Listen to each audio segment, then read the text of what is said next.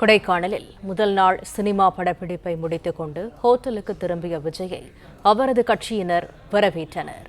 கூடுதல் தகவல்களை தருகிறார் எமது செய்தியாளர் அரவிந்த். அரவிந்த், வணக்கம். விவரங்கள் என்ன? திண்டுக்கல் மாவட்டம் கொடைக்கானலில் உள்ள தாண்டிக்குடி மலை கிராமத்தில் உள்ள தனியார் தோட்டத்தில் ஜனநாயகம் திரைப்படத்தின் இறுதிக்கட்ட படப்பிடிப்பு காட்சிகள் படப்பிடிக்கப்பட்டு வருகிறது.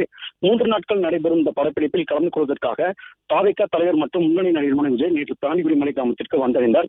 இன்று முதல் நாள் நடைபெற்ற படப்பிடிப்பில் தாண்டிக்குடி மலை உச்சிக்கு சென்று படப்பிடிப்பை முடித்துக் கொண்டு மாலை வேளையில் அங்கு தங்கியுள்ள விடுதிக்கு தாண்டிக்குடி கிராமம் வழியாக திரும்பும்போது பெய்து வந்த கனமழையை பொருட்படுத்தாது காத்திருந்த ஏராளமான ரசிகர்கள் மற்றும் பொதுமக்கள் மற்றும் நிர்வாகிகளை காரில் இருந்த விஜய் நெற்றில் திருநீர் பூசியவாறு அனைவரையும் பார்த்துக் கொண்டு கையசைத்துக் கொண்டே தங்கும் அறைக்கு சென்றார்.